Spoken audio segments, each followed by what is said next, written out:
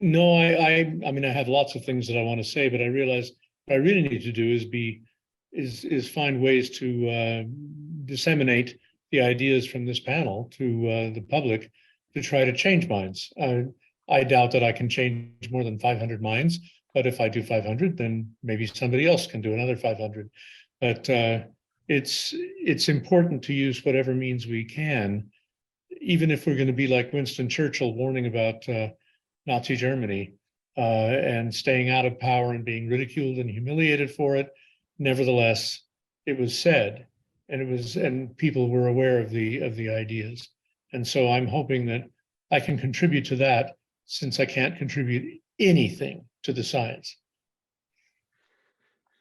Fair enough. So one quick thought on that, because I know you're being very humble, and I certainly appreciate that about you, as we've had a chance to get to know each other a little better.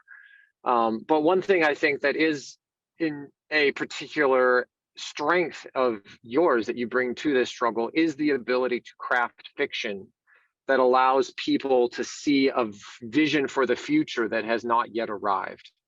And talking about the importance of vision as a nation, this is part of the importance of the entertainment industry, of information warfare, in a sense, as we talked about, that it's possible to show people something that hasn't happened yet.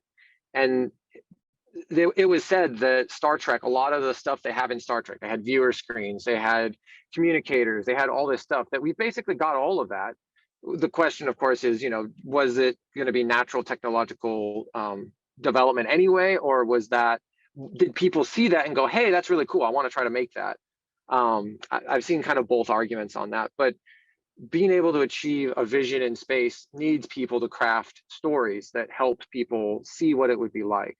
Obviously, the technology, the financial backing, advocating at the elected official level. There's all sorts of stuff. So, yeah, we need, as we said, it needs a whole of America approach. So we've talked a lot in our previous panel, transitioning a bit. We're talking about the previous panel and talking about space expansion. As a futurist, I'm curious, as we look to settling on Mars, as we look to settling on the moon, as we look to settling in other locations, what are your thoughts on some of that space expansion? What will that shift in human culture, both the settlers themselves and then potentially the wider culture in general? Well, let's put it back into a time when we had a similar situation, which is when Europeans were colonizing in the Americas. If you made the commitment to go, you were probably never coming back. You were committed to it. Or if you were coming back, it would be a great expense. You would lose months out of your life and always possibly die on the sea. So we have to be able to show our citizenry, the world's people, that that it's desirable to go to space, that they can make their fortune in space without being the owner. You don't have to be Jeff Bezos to make a fortune in space, that they can do a better job and earn more money in space. And even then, we're likely to have breadwinners from families go into space to try to make that money, leaving their family behind, which is not how we need to spread through space. We need to colonize. So we need to be able to show that you can go to our base on the moon and have plenty of oxygen, no worry about that stopping, and live there for the rest of your life, have your career there, have your children there, have them grow up there, and maybe visit the Earth now and then if we can figure out a way to compensate for the gravity. And, figure that this is now where you live. We have become lunatics instead of Earthlings, and science fiction writers that are better than me have already explored this. The Moon is a Harsh Mistress by Robert Heinlein is probably the best of those. But there was nothing about that made me want to go live on the moon. Now, I'm admittedly a homebody. I have no desire to climb Mount Everest. I don't want to do anything. My bucket list consists of sitting home and watching TV. And so you're not going to get me in space or anybody like me. But there are ambitious people who are going to feel that the space is where they want to go and take their family if they know the cost is not going to be too high. The cost in danger to their families. I mean, look at the number of people whose children died in the colonization effort of the Americas. And yet they made the sacrifice knowing that that was possible. And we need to be able to inspire people to be willing to sacrifice the things that they have anticipated in their life in order to do something that they could not have anticipated, and live in one of the habitats, one of the orbiting habitats, perhaps preparing for a Mars base, but more importantly, working among the asteroids, mining them and sending home the materials that we need. So I think if we can make that attractive, then we'll have enough people who want to go. But until we make it so that they want to go, and not the worst of our people, but certainly not just the best in terms of education and ability, we need to be able to have a proletariat in space as well as an elite. And when we're ready for that, when people are eager to sign up for it, then we'll have backing. The backing will come when there's somebody to send. But right now, if you have a 3-year training program in order to even get on the spaceship, nobody's going. Just a few people who are willing to take upon themselves the name of astronaut, and I salute them, but the sacrifice is as great as getting a medical degree. And the rewards are not commensurate. And so I think we need to be able to have a route into space for regular people. So this is kind of a follow-up question. Wondering if you have any thoughts on where do you think that would come from? Are you thinking commercial space for that? That commercial space would need to expand maybe some of the SpaceX or Blue Origin craft, or are you thinking something else for making it more available to more people? But you're asking the question that always bothers science fiction writers, which is, how do we get there from here?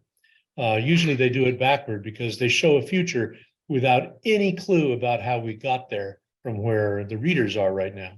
But we have an idea of things we want to accomplish, but we don't know how to get there from here because we won't know until it happens. You know, I knew years and years ago, 40 years ago, that the Soviet Union was vulnerable and could easily collapse with the touch of a feather. But what was the feather going to be?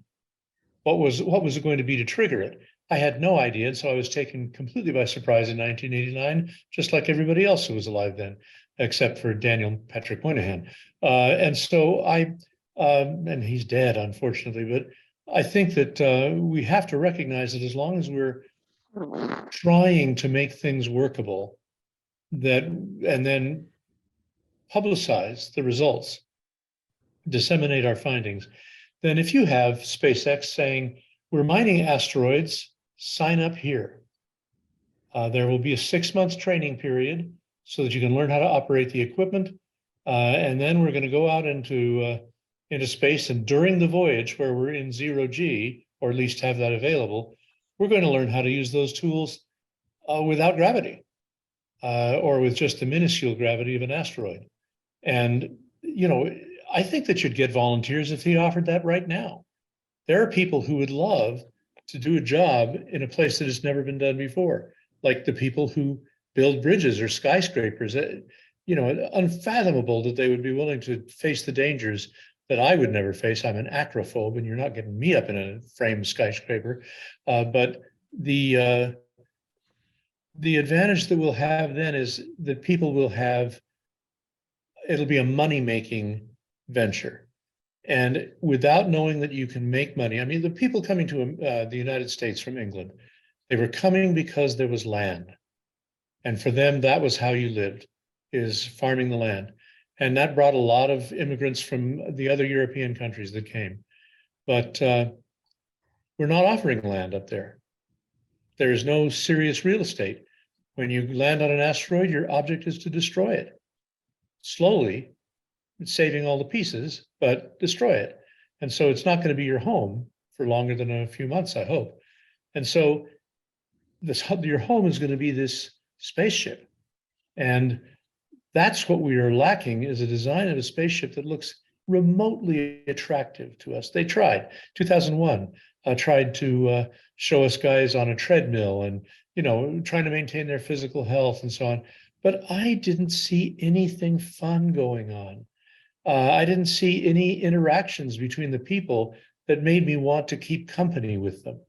And I still haven't seen that. I would never have been wanted to be on whatever the name of the ship was, an Alien. I didn't like any of those people.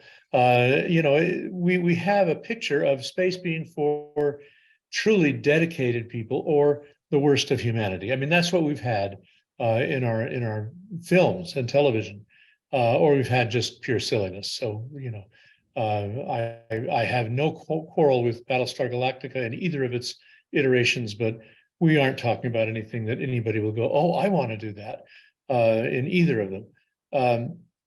So I think that there are so many roads to getting to a good place, but I think the first of them has to be making the American economy the strongest in the world. And right now we are doing the opposite. We are weakening ourselves by our own choices. And we need to have the relentless purpose of being wealthy enough to use our surplus to spend trillions of dollars getting into space. Okay. Yeah, thank you. So talking about expansion into space, more than likely, we kind of talked about it with the lunar expansion and how China is planning on using, among other things, machines. Because of that, and because of some of the harsh environments that we would most likely encounter at first, and it might take time for us to build the technology to be able to make it sufficiently safe for humanity to exist long term. There'll likely be at least a good reliance, if not a great reliance, on AI. And there's potential that in order to improve it sufficiently to be able to operate in those environments, potentially with a significant time delay between that and the nearest control, then you might be getting AI that might be approaching sentience or having extreme critical thinking skills, be part of that AI/ML thing. Could you mind sharing your thoughts on some of the concerns or mitigations you would have for that? Well, I'm not worried about AI becoming sentient. I think that we still don't even understand what our brains do and how we think. And given our ignorance about what intelligence is, I just don't see that piling a whole bunch of processors together and then clever programming are going to make something that is sentient and intelligent. What we have, though, is amazing tools that we can delegate mindless tasks or difficult tasks to. And so the idea of using AI while it's still not safe for humans is great. Very expensive, but it's a great idea. But that doesn't get the human race off the planet. And so I never want to lose track of the goal of having people growing food in space and growing their own oxygen. And the stuff that has been in science fiction for ages, we can't lose that vision. If we think we're just going to send robots to space, what does that do for the human race? Yeah, no, well said. Okay, so honestly, I think that answers it pretty well. I don't have a lot of a follow-up on that one. So for humanity, so I didn't even have to mention HAL in 2001. Yeah, no, I appreciate that. On a side note, though, when you mentioned in the previous question, when you mentioned the craft and aliens, I was actually having that vision when you were talking about it. I think it's funny that we both went to that one as, yeah, not what I would consider a commercial for wanting to go to space. Go to space. Here's the ship you can be on. And yet Firefly did the same kind of thing, only made the people charming instead of repulsive. Makes a huge difference. So maybe we need to have a charm school for people going to space. I don't know. One of the best written shows I've ever seen, actually, as far as space goes. The characters were very well done. So for humanity to embrace space and become fully multiplanetary, and you were just talking about the importance of it, I would say that we really come down to, we need vision, we need technology, and we need systems to be able to encourage us. So talking through each of these independently. So a vision, what do you think is the right vision? What do we need to be, what do we need to have as the vision that gets humanity to the stars? Well, the problem is thinking of a vision, the vision, because think of what happened with Apollo. What was the vision? Well, some of it was resentment that and embarrassment that Russia got into space first, and so people were willing to or eager actually to have us exceed them, surpass them in space. So that was the envy thing. But there's also there were people who loved the idea of going into space and wanted to join the astronaut program, but not millions of people. And so the rest were just going along with the vision that the government held. And it was President Kennedy who articulated it and sold it to the public well enough that they were willing to continue it through LBJ and then Nixon. But then that vision was lost. Kennedy was long dead, and nobody knew where we were supposed to go from there. NASA had its own opinions. NASA had never liked manned flight. They'd done it because they had to, but they wanted to do more practical things, and they've done them. They've done amazing things, even after the shuttle program was discontinued. But now the people who are doing the new amazing things are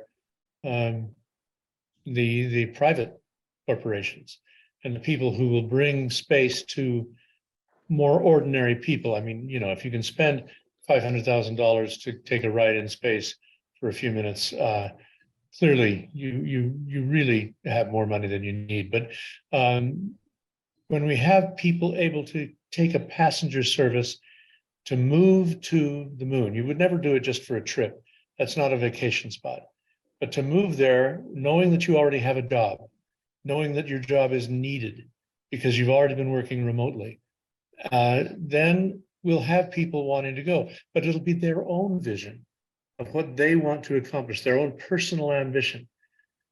But a national vision does take a leader like Kennedy, even though people forget, you know, all we hear now is about Camelot and how wonderful it was. There were a lot of people who hated Kennedy and the whole administration and who thought they were, and they were dangerous. I mean, Robert Kennedy and John Kennedy were doing crazy things with the CIA, and the Bay of Pigs was a disaster, and moving missiles into Turkey was stupid beyond belief and provoked the Cuban Missile Crisis. I mean, we had a government that should not have been trusted, but we trusted them. And we followed Kennedy's vision, and it did get a man on the moon, several men on the moon, and a flag sitting there. And I'm kind of happy about that, but it's been a long time because we are not relentless, and the Chinese are. And so what we need is the vision for the people who can make relentlessness happen. And that's in the bureaucracy, who thrive on slowing everything down. If you don't have the power to slow down a project or kill it, you're powerless, because nobody has the power to make something happen. Even the president can push, but it's like trying to push a noodle up a rough board with your nose. You just keep losing ground. And so we need to have, please don't think I'm anti-democratic here, but we need to have a mechanism that is independent enough that it does not require congressional approval for every step along the way. Now, NASA didn't have to have congressional approval on a lot of things, but they still had to get their funding, and that's good. That's good oversight. And so we need to set up mechanisms for the separate aspects of going to space. Space should not be a thing. There should be many things that involve going to space. It's what Bill Gates said years ago, and I scoffed then, because in those days, the internet was just a set of brochures like you find on a rack in the grocery store in the 90s. But he said, I want to make the internet, the web, an extension of everybody's desktop.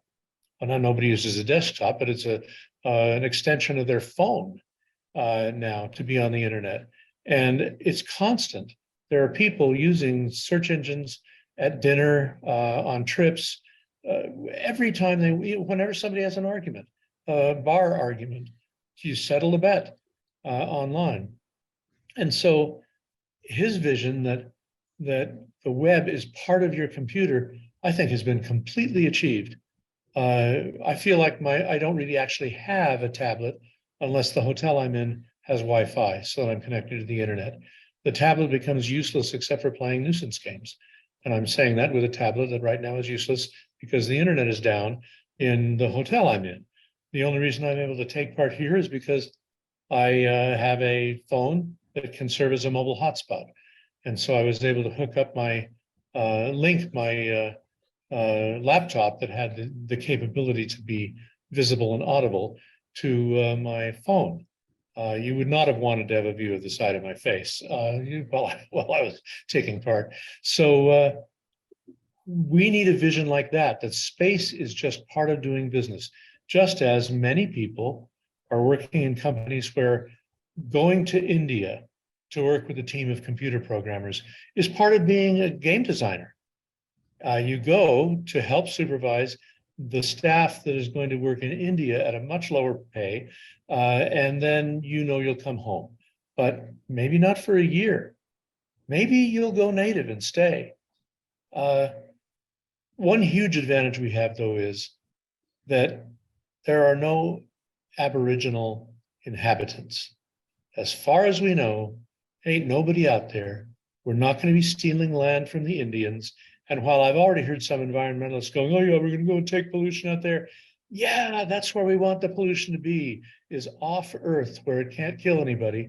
And we need to know that when we're going out there, if we use land for a base that we need, that have to make it a defensible Fort Apache on the moon, there's not going to be a displaced population that we have to concern ourselves with. We're not going to have refugees until we actually have physical war in space. So we have so many things that can spur individual people's vision that I think that's what we need, is a variety of possibilities. And so if Elon Musk gives us one set of possibilities and one set of things that he and his company are going to do, there will be other companies to compete with him. And that will become one of the visions. And maybe it's asteroid mining. Maybe it's space tourism, though I think that's a ridiculous thing. But they had Roman tourism during the Roman Empire. And when you took a trip, you were gone for years. And so maybe we'll have that. But what we don't have yet is a level of technology that allows us to survive in space by exploiting the materials that are available there. We are not turning space rock into oxygen yet, I don't believe. And if the only available water on the moon is at the South Pole and the Chinese are going to be there first, then we got to figure out a way to make water on the moon too. Because if we have to have payloads of water being lifted out of the Earth's gravity well, this is not going to be economically feasible. So I want to see those technologies that make life sustainable. And maybe we'll get those first. Maybe, possible. Yeah. I was going to say real quick, Scott, so you're already going into the technology part of the question, and that's great.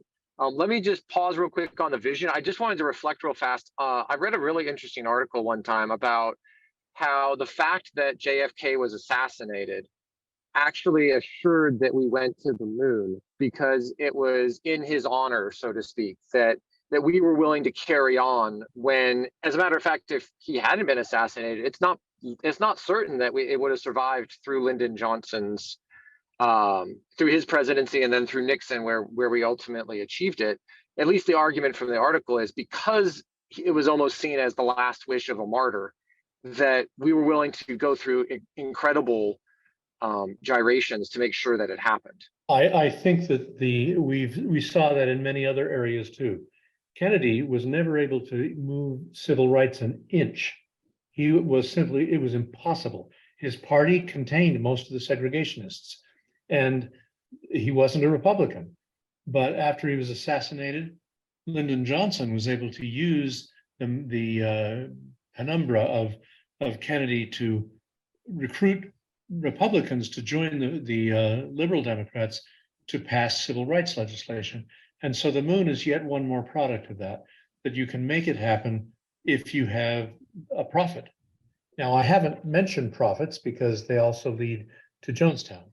And you know, Kennedy was the one who died, not millions of people. But we want to make sure that if we have a prophet leading us to space, it's somebody worth following.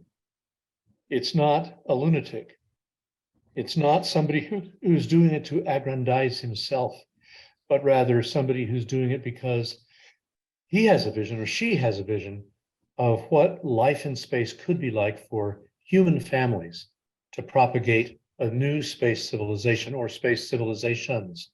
And that's where it's going to be possible. But mentioning Kennedy, I didn't plan it that way, but I think you're right that article that you read points to something really important. I don't want somebody martyred for this, but I do want people who are willing to devote their lives to it. Yeah. And we have some. Yes. Well, thank you. We have technology and systems that what do we need as far as technology and systems, including like societal systems and stuff like that. Touching really quickly, you mentioned already, we need to have better technology to sustain life. We need to have, for instance, bioregenerative capabilities in space so that you can have a self-contained living situation. Are there any others here? And then we'll move on to the final question. But hitting on technologies and systems really quick, what in particular do you see that we need to be developing? If systems can include the human systems, what we have to understand is that not every human society is geared toward going into space. Not every human society will function well. On board a ship, it has to be strictly a dictatorship. That's what the British found, other people found in their navies, in their exploring vessels during the age of sail. And that's got to be the case. There can be no democracy on a spaceship. Once you've landed and you have a functioning, self-supporting society, then you can experiment with genuine democracy where every single person has a vote because it's a small enough group, or you can have the rotating tyrannies that dominated a lot of the city-states of Greece. I mean, Greece is such a great exemplar. If we have multiple cities separately governed on Mars, it'll not be long before we have an Akkad who wants to the group that wants to dominate the others or link them all together to make one society, because that's what humans do. And they're going to be the imperialists. They're going to be the people who want to destroy another one because of a rivalry. And they're going to be people who want to set up a football league that plays among the different stations and cities on Mars. But what we need is a society of people at first who are willing to subject themselves to authority. And that actually means Americans are supremely ill qualified for that. Americans who've been through the military are qualified. If you've been in the Marines, if you've been taking orders and that decided your life, you had to go live where they told you to live, you're ready to understand the exigencies of authority in space. At the same time, everyone in the military knows that they think their officers are idiots and that they have no confidence. They have confidence in the officers directly above them if they're not idiots, but you go up 3 or 4 levels and the soldiers all know that they're all idiots. And they go, why are we doing this? You know that. Every soldier is complaining about that. But that's America. Maybe some other country has a culture where they go, I am glad to be following the Fuhrer, but I don't think we are going to produce any of that from us, nor is it going to be desirable to have that be the dominant kind of society in space. So we have to figure out ways and institutions to translate the semi-democratic government we have, a Republican government, not the party, but a republic like the Roman Republic at first, that is adaptable to small communities ranging from orbiting stations that are maintaining satellites and replacing the ones that are zapped by enemies, to moon bases, to Mars, to asteroid miners. We need to find ways for people to live together in that close confinement. And I'm not worried about people murdering each other. Murder happens much more readily in large societies where you can become anonymous and not have to pay the price. But we're going to have legal systems that are able to, that we can live with. Excellent. So unfortunately, our time is drawing to an end. But Oh, I'm sorry, I babbled too much. Oh no, that's perfect. No, I go off on a rant, and somebody has to interrupt me. Well, it works out very well because otherwise it would have been a lot of awkward silence. Yes. So, but for the last questions, really, as a futurist, we've made it to space. So we'll say we're in the year 2200. We've got extensive space holdings. What does the future look like at that point? What sort of things do we get to see, and what do we have to look forward to? Ending on a relatively optimistic note, ideally. Relatively optimistic. Based on what is going on right now and the government we have now and the government China has now, I assume that by 2200, the language of space will be Chinese, but they will have adopted an alphabet that is exclusively used. They will get rid of their wonderful, beautiful set of signs, and they will instead use an alphabet that can be easily and quickly learned. They will also abandon tones, because those are the hardest barriers for people to learn. So Chinese will be transformed. It's been transformed before. Tones only came in the last 500 years. And so we'll see what that's become. So that's one future. And by then, who knows? I mean, Chinese people are not by nature less democratic. They desire democracy and freedom every bit as much as people in any other country or culture. They're not aching to have somebody tell them what to do every minute. They're aching to be able to make their own decisions and to be able to provide for their families and for themselves and rise in stature in the community. That's the aspiration of humans. That's what we are. That's what we evolved to want. And so that's my initial vision, is that America will have lost its place. We will instead be emitting no carbon. Guys, can you hear us okay? Yeah. Yep, I can hear you. Joshua and Mr. Card, that is a brilliant conversation you guys have been having, and I do promise to give you as much time as you would ever like to have at our next event. I will literally set aside a half a day. You talked a little bit about how we can get to space and what it's going to take for us to sort of galvanize ourselves and to crystallize around this, to focus, to become relentless, as you said. And you talked about what it will be like when we're there, and I really do appreciate your look at 2200, what it'll be like into the future. I would love for you to come back and get into greater detail about what it's going to actually take to make that happen. What's going to take to, what seminal moment will have to happen for this vision to come to fruition. That was brilliant. I hope you will come back again. I'm going to read all your other books, by the way, and everyone should. No. It's not a duty, please. No, it'd be a lot of fun. And Joshua, thank you for putting this together. Really appreciate it. By the way, please remember that Joshua is the one of this pair here who actually knows things. I mean, I speculate, but he knows the technology. He knows what's actually happened.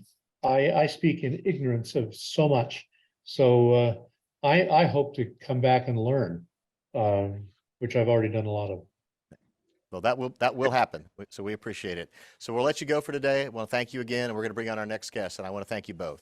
Okay, Thank you, guys. Appreciate it. Thanks. No.